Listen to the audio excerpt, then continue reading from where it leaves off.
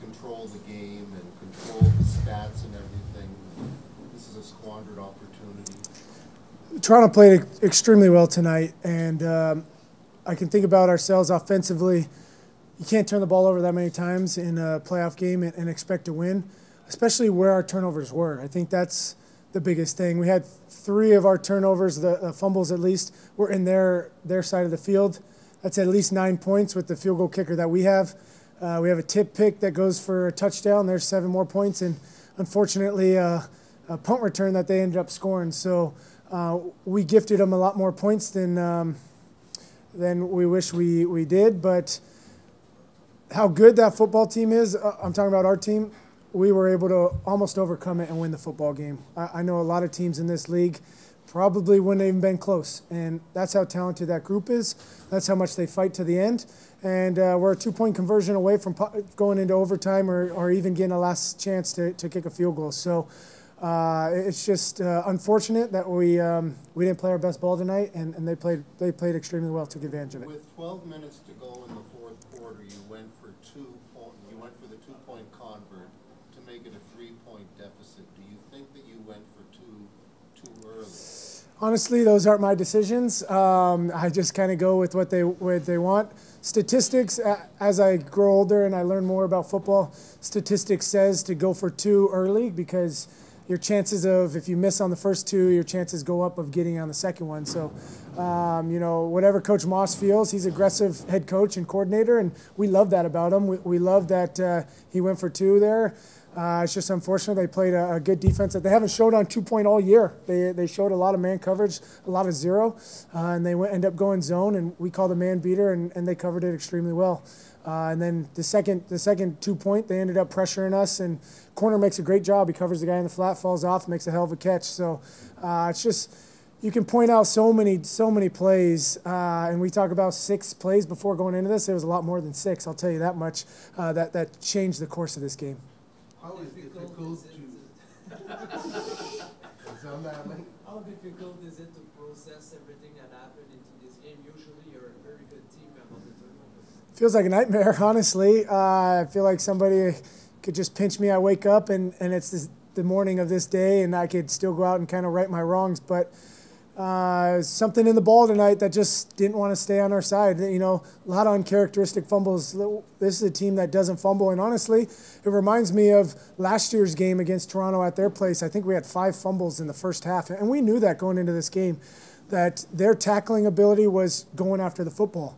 And when guys fight for extra yards, it's unfortunate because you stand up and they end up getting the ball out, myself included. They end up poking the ball out, and it's just where the fumbles were is probably what hurts more because we knew we had at least 9 points with the 3 fumbles that we had. Do it hurts more to live that with this group of guys, these teammates that you are close-knit? I think so. I think a game like this, it goes one of 2 ways. Either it decimates your team and guys start signing elsewhere, or it propels you and guys are hungry to come back and try and get what we deserve as ours. So it'll be an interesting offseason, I think, for everybody on this team and moving forward.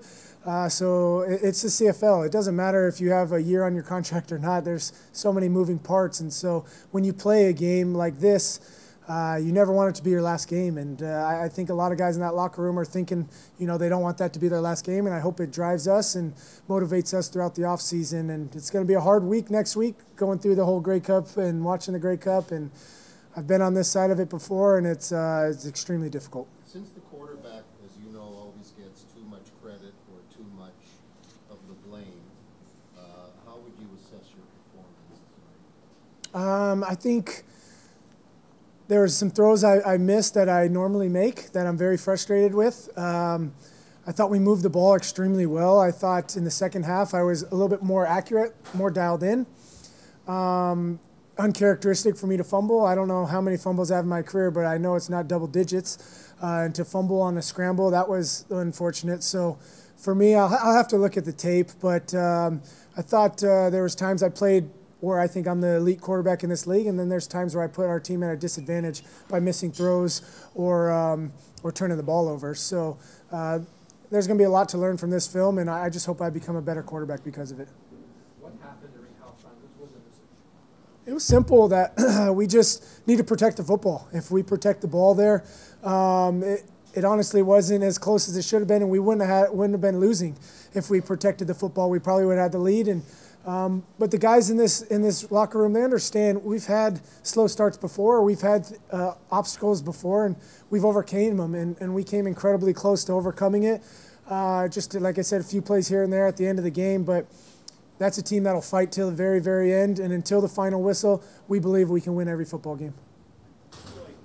This is the last question. Do you feel like more of an emotional game than others? You think about the swing in the second quarter, Chad going down.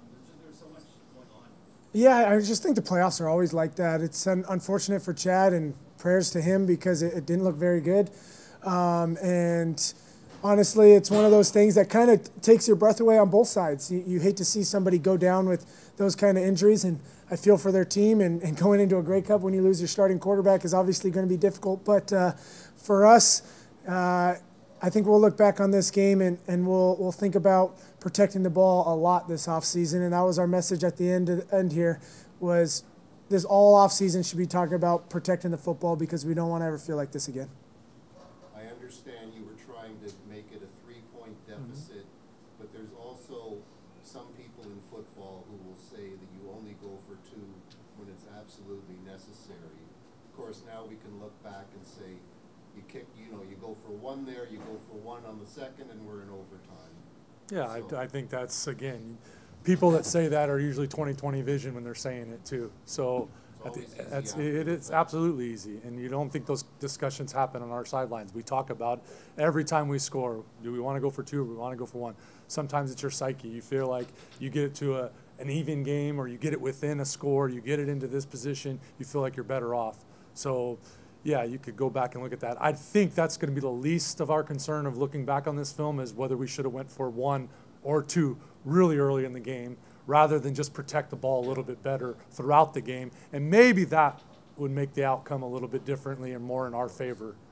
how can you explain those terms? Yeah, I don't think you can. I mean, if you watch us play football, we're not an offense that does turn over the ball very often.